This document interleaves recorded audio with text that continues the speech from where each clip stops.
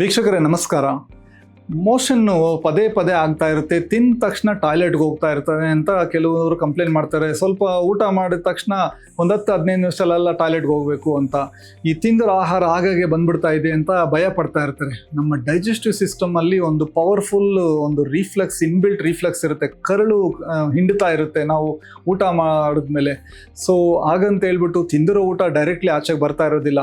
ಕೆಲವೊಂದು ಟೈಮ್ ಕೆಲವರಿಗೆ 1-2-3 ತುತ್ತು ತಿಂದ ತಕ್ಷಣ ಟಾಯ್ಲೆಟ್ಗೆ ಹೋಗ್ಬೇಕು ಅಂತ ಇರ್ತಾರೆ. ಸೊ ಇದಕ್ಕೆ ಹಲವಾರು ಕಾರಣಗಳಿರುತ್ತೆ.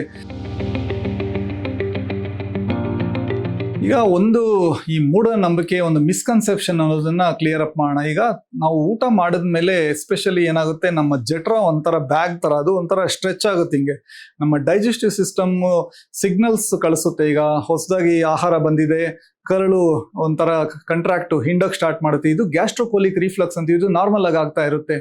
ಸೊ ನಮ್ಮ ಡೈಜೆಸ್ಟಿವ್ ಸಿಸ್ಟಮ್ ಏನಾಗುತ್ತೆ, ಮತ್ತೆ ಆಹಾರ ಬರುತ್ತೆ ಏನೋ ಅಂತ ಅದು ಒಂಥರ ರೂಮ್ ಮಾಡ್ಕೊತಾ ಇರುತ್ತೆ. ಸೊ ಈಗ ಸಿಗ್ನಲ್ಸ್ ನಮ್ಮ ನರ್ವಸ್ ಸಿಸ್ಟಮ್ ಮೆದ್ಲಿಗೆಲ್ಲ ಹೋಗುತ್ತೆ, ಹಾರ್ಮೋನ್ಸ್ ಇದೆಲ್ಲ ರಿಲೀಸ್ ಆಗುತ್ತೆ, ಕರಳಿನ ಮೂವ್ಮೆಂಟ್ ಇನ್ಕ್ರೀಸ್ ಆಗುತ್ತೆ.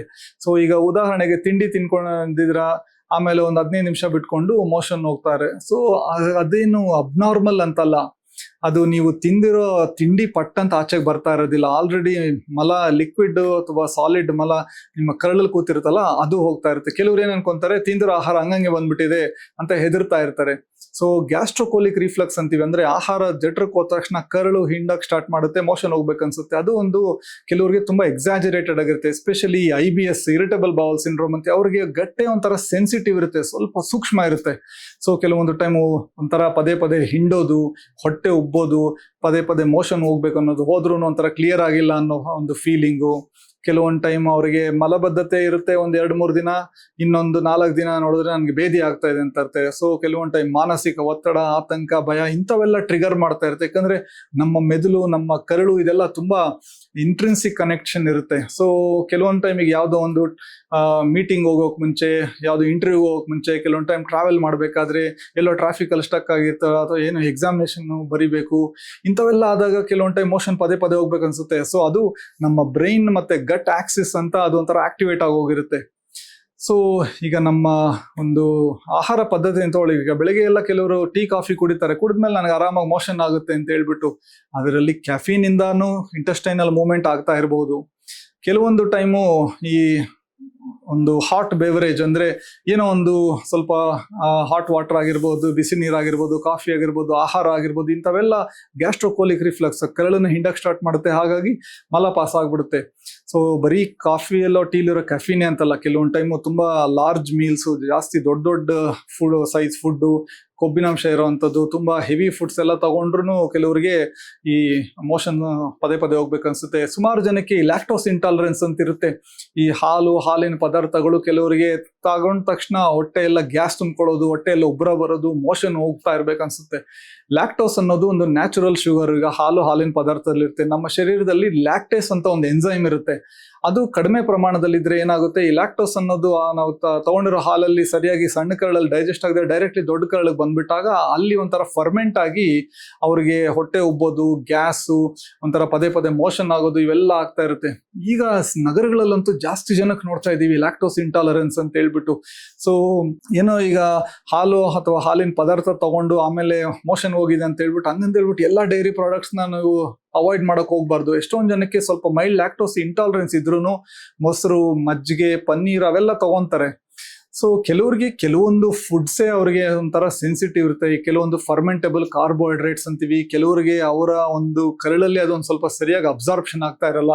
ಹಾಗಾಗಿ ಏನಾಗುತ್ತೆ, ಅವ್ರಿಗೆ ಅದನ್ನ ತಗೊಂಡಾಗೆಲ್ಲ ಹೊಟ್ಟೆ ನೋವು, ಹೊಟ್ಟೆಲಿ ಏನೋ ಒಂಥರ ಬಾಧೆ, ಗ್ಯಾಸು, ವಿಪರೀತ ಗ್ಯಾಸ್ ಹೋಗ್ತಾ ಇರುತ್ತೆ, ಪದೇ ಪದೇ ಮೋಷನ್ ಹೋಗ್ಬೇಕು. ಎಸ್ಪೆಷಲಿ IBS ಇರುತ್ತಲ್ಲ ಅಂತ ಅವ್ರಿಗೆ ಕೆಲವೊಂದು ಸಿಂಪಲ್ ಈ ಕಾಳು, ಕೆಲವೊಂದು ಬೇಳೆ, ಎಸ್ಪೆಷಲಿ ಕಡಲೆ, ರಾಜ್ಮಾ, ಕಿಡ್ನಿ ಬೀನ್ಸು, ಕೆಲವ್ರಿಗೆ ಈವನ್ ಈರುಳ್ಳಿ, ಬೆಳ್ಳುಳ್ಳಿ ಅಥವಾ ಗೋಧಿ, ಕೆಲವೊಂದು ಈಗ ಆಗ್ಲೇ ಹೇಳ್ದಂಗೆ ಡೈರಿ ಪ್ರಾಡಕ್ಟ್ಸ್, ಇಂಥವೆಲ್ಲ ಒಂಥರ ಟ್ರಿಗರ್ ಮಾಡ್ತಾ ಇರುತ್ತೆ.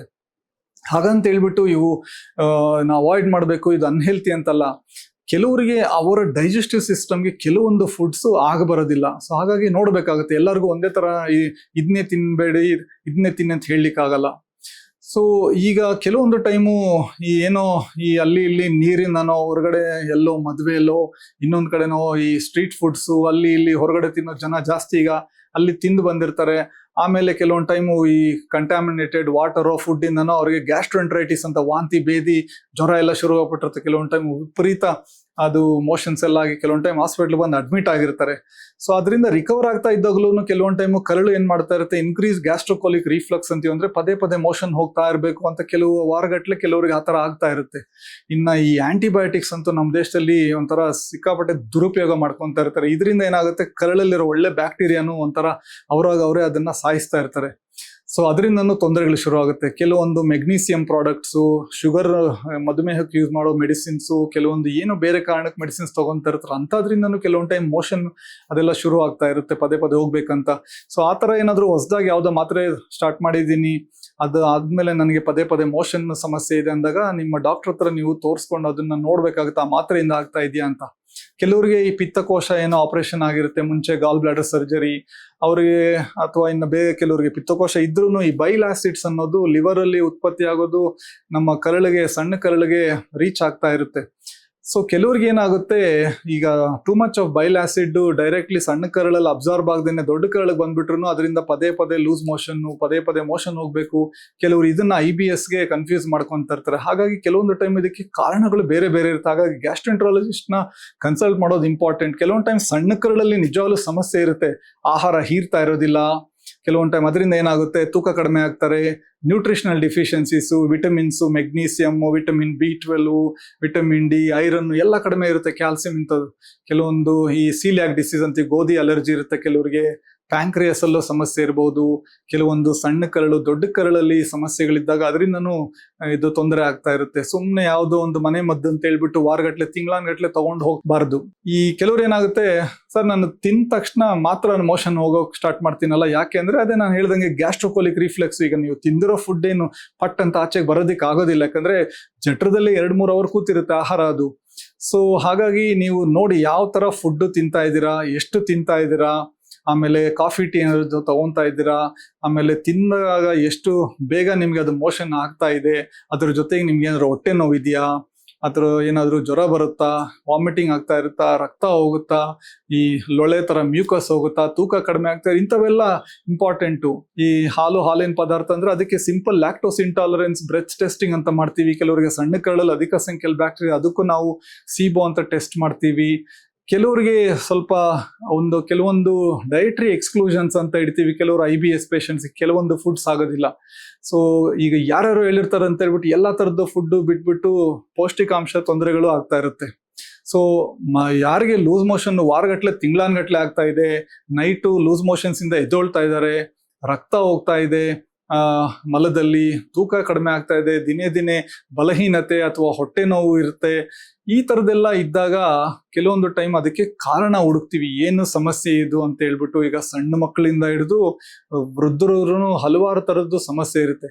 ಈಗ ತಿಂದ ತಕ್ಷಣ ಮೋಷನ್ ಹೋಗ್ತೀವಿ ಅಂತ ಹೇಳ್ಬಿಟ್ಟು ಅದೇನು ಒಳಗಡೆ ಸೀರಿಯಸ್ ತೊಂದರೆ ಇದೆ ಅಂತಲ್ಲ. ಎಷ್ಟೊಂದು ಜನಕ್ಕೆ ಯಂಗ್ಸ್ಟರ್ಸ್ಗೆಲ್ಲ ನಾವು ನೋಡ್ತೀವಿ ಕಾಮನ್ ಆಗಿ, ಯಾಕಂದ್ರೆ ಅವರು ಕೆಲವು ಏನೋ ಒಂದು ಒತ್ತಡ ಅಂತದೆಲ್ಲ ಇದ್ದಾಗ ಆ ತರ ಅವ್ರ ಬ್ರೈನ್ ಗಟ್ ಆಕ್ಸಿಸ್ ಆ ತರ ಇರುತ್ತೆ. ಈಗ ಒಂದ್ಸರಿನೋ ಹೋಗೋ ಮನುಷ್ಯ 3 ಸಾರಿ ಹೋಗೋದೇನು ತಪ್ಪಿಲ್ಲ, ಬಟ್ ಭೇದಿ ಆಗ್ತಾ ಇದೆ ಅಥವಾ ಬೇರೆ ತರ ಸಮಸ್ಯೆ ಇದೆ ಅಂದಾಗ ಅದು ಯಾಕೆ ಅಂತ ನೋಡ್ತೀವಿ.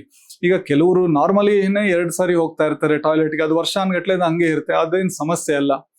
ಯಾರಿಗೆ ಹೊಸದಾಗಿ ಬಂದಿದೆ ಅದು ಹೋಗ್ತಾ ಇಲ್ಲ ಅಂದಾಗ ಅದಕ್ಕೆ ಕೆಲವೊಂದು ಟೈಮು ನೋಡ್ತೀವಿ, ಅದು ನಿಜವಾಗ್ಲೂ ಅವ್ರಿಗೆ ನಾರ್ಮಲ್ಲ ಅಥವಾ ಅವ್ರಿಗೆ ಜೆನ್ಯೂನ್ ಆಗಿ ಏನಾದರೂ ಸಮಸ್ಯೆ ಇದೆಯಾ ಅಂತ ಹೇಳಿ ಕೆಲವೊಂದು ಟೈಮು ನೋಡ್ಬೇಕಾಗುತ್ತೆ.